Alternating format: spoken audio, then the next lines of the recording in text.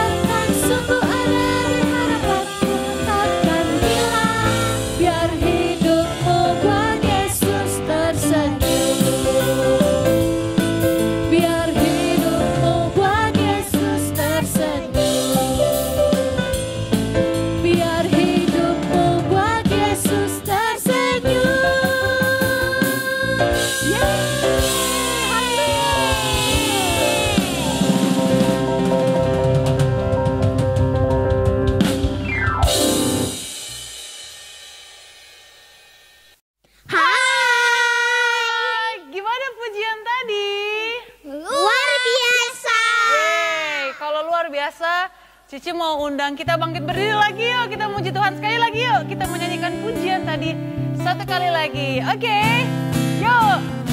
Masa Depan sungguh ada dan harapanmu takkan hilang. Ya pegang tanganku agar kau terus maju, maju, maju. Masa depan sungguh ada dan harapanmu takkan hilang. Ya biar hidupmu buat Yesus tersaji. Sekali lagi ya, masa depan sungguh ada.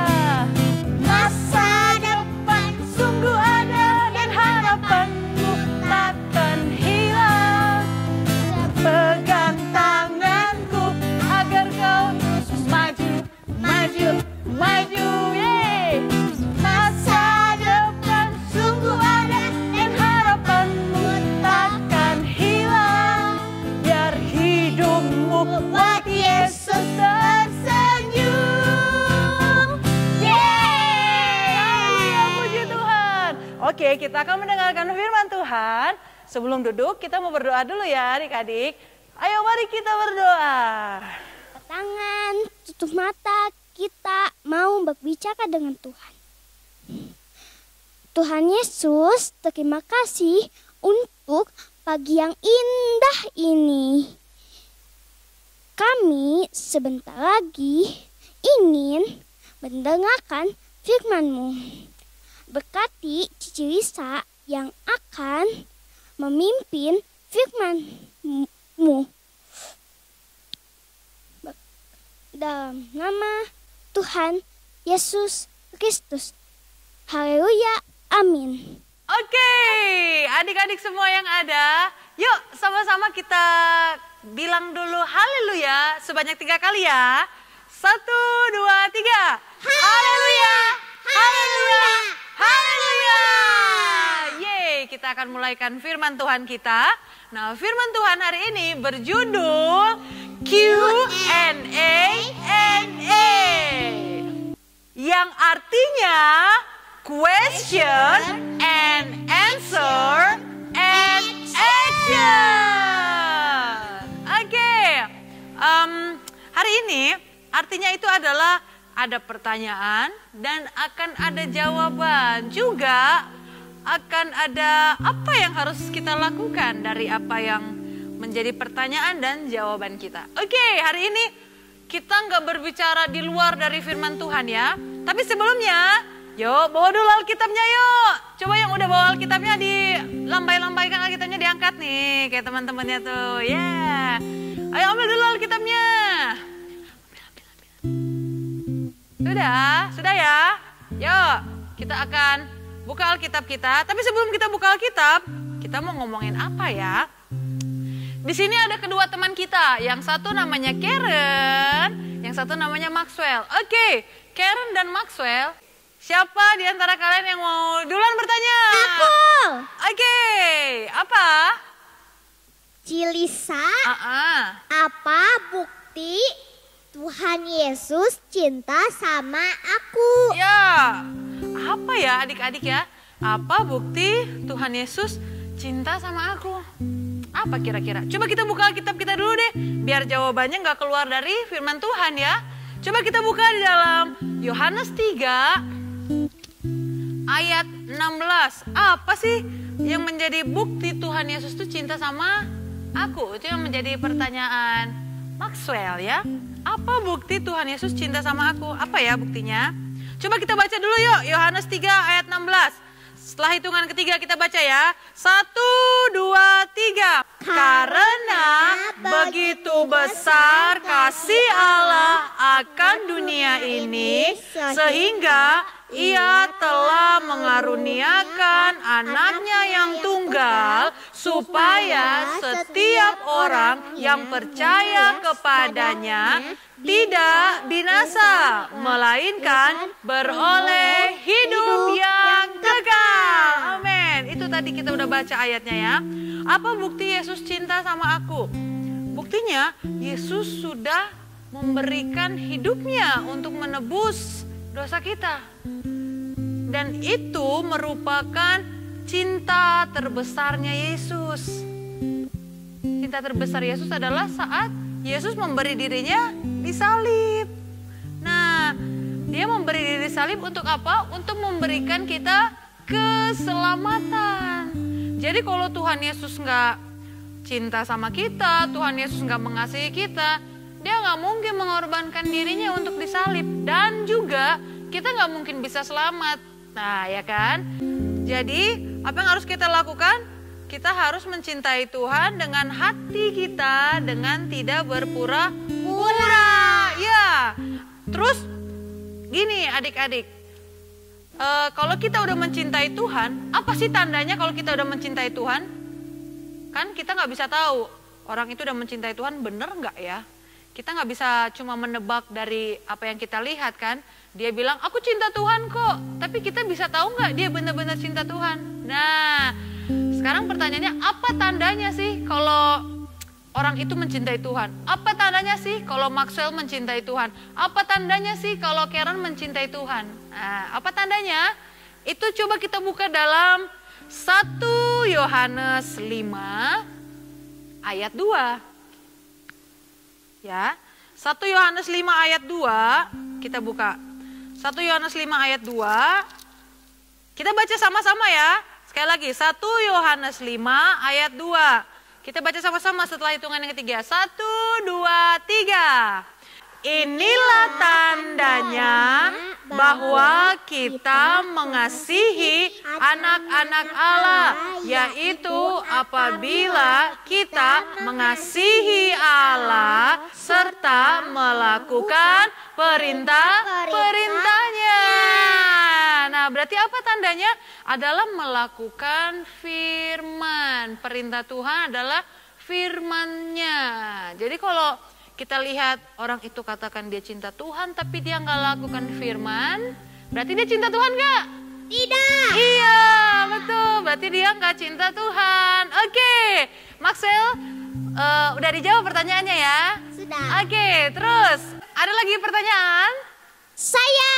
Ya, apa? Cisa, kenapa Tuhan Yesus itu baik? Padahal kita selalu buat salah. Oke, pertanyaannya bagus ya. Kenapa Tuhan Yesus itu selalu baik padahal kita suka melakukan kesalahan? Ya, kenapa Tuhan Yesus selalu baik ya? Kenapa ya? Iya ya, kalau misalkan kita punya teman gitu, terus teman kita menjahatin kita, kita ikut jahatin dia juga nggak? Tidak. Tidak ya? Tidak. Oke, coba kita buka Alkitab kita dulu ya. Kita buka dalam Mazmur 25 ayat 8. Coba kita buka dulu. Mazmur 25 ayat 8. Kenapa sih Tuhan Yesus itu selalu baik dalam hidup kita walaupun kita kadang suka menyakiti hati Tuhan, suka buat kesalahan ya. Oke, kita buka Mazmur 25 ayat 8. Nah, kita baca sama-sama lagi ya setelah hitungan yang ketiga. 1, 2, 3. Tuhan itu baik dan benar. Sebab itu Ia menunjukkan jalan kepada orang yang sesat. Ya, jadi kenapa Tuhan selalu baik? Karena Tuhan itu mau menunjukkan jalan yang benar. Kalau Tuhan kita jadi nggak baik, terus kita bisa tahu jalan yang benar itu dari siapa kalau Tuhan kita nggak baik, ya kan? Nah, jadi Tuhan itu baik. Tujuannya Tuhan baik itu adalah untuk menunjukkan kita kepada jalan yang benar supaya kita nggak tersesat. Coba kita buka Mazmur 16. Mazmur 16 ayat yang kedua. Nah, di sana dikatakan, kita sama-sama baca ya setelah hitungan ketiga. 1, 2, 3. Aku berkata kepada Tuhan, Engkaulah Tuhanku, tidak ada yang baik bagiku selain Engkau. Ya, dikatakan bahwa nggak ada yang baik selain hanya Tuhan saja. Mau sebaik apapun manusia, yang mempunyai jalan kebenaran dan hidup itu hanya Tuhan. Kalau Tuhan baik, artinya Tuhan mau membuat kita untuk kita berada di dalam jalannya Tuhan yang benar. Supaya kita nggak tersesat. tersesat. Ya, supaya kita nggak tersesat. Terus ada satu ayat lagi mengatakan demikian. Coba kita buka Mazmur 145. Banyak ayat ya adik-adik ya. Harus buka Alkitabnya, jangan buka yang lain ya. Mazmur 145 ayat 19. Ya. Mazmur 145 ayat 9. Nah nih, kita baca ya setelah hitungan yang ketiga. Oh ya, cari. Oke ya, setelah hitungan ketiga. 1, 2, 3. Tuhan itu baik kepada semua orang dan penuh rahmat terhadap segala yang dijadikannya. Tuhan itu baik kepada semua orang, jadi gak mengenal orang Kristen atau bukan. Tuhan itu baik sama semua orang. Jadi Tuhan itu, kebaikan Tuhan itu untuk membuat kita tidak berada di jalan yang tersesat. Jadi kalau Tuhan itu baik, karena dia sangat mengasihi kita, dia nggak mau membuat kita terhilang, dia nggak mau buat kita tersesat, makanya Tuhan itu baik kepada kita. Tapi ingat adik-adik, jangan sampai kita menyia-nyiakan, membuang begitu saja kebaikan Tuhan. Ya, jangan sampai Tuhan udah baik, tapi kitanya yang nggak mau kembali ke jalan yang benar. Kitanya yang nggak mau jadi berbuat baik. Karena Tuhan kita udah baik, jadi kita harus juga berbuat baik seperti Tuhan kita. Gitu ya jawabannya ya. Oke, terus ada pertanyaan lagi nggak? Aku.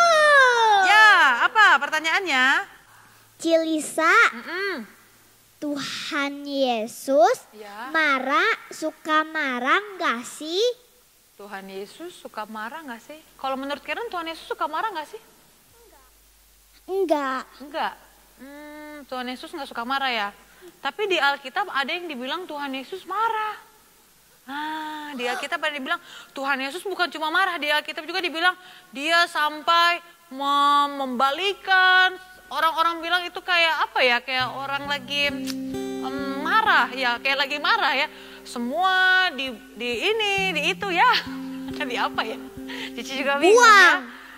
Pokoknya Tuhan Yesus di situ pernah marah, di Alkitab dibilang.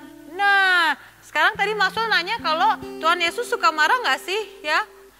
Intinya gini, jawabannya mungkin Tuhan Yesus itu suka marah atau enggak? Nah, Tuhan Yesus itu nggak suka sama yang namanya kejahatan. Ya, Tuhan Yesus itu nggak suka sama yang namanya kejahatan karena semua yang jahat yang ada di dunia ini itu bukan berasal dari Tuhan. Ya betul, yang jahat itu bukan berasal dari Tuhan. Dan sudah pasti Tuhan akan marah kalau kita udah tahu yang baik tapi kita nggak lakukan. Kalau kita udah tahu yang baik tapi kita nggak lakukan, ya Tuhan Yesus marah. Jadi sekarang pertanyaannya gimana sih supaya kita buat Tuhan Yesus itu nggak marah? Nah pertanyaannya gimana ya supaya Tuhan Yesus nggak marah sama kita? Nah jawabannya ada di Alkitab. Alkitab aja ya, nggak ada di tempat lain. Coba kita buka yuk. Dalam Roma 12 ayat yang ke-21. Ya, Roma 12 ayat 21. Kita bacakan setelah hitungan ketiga ya.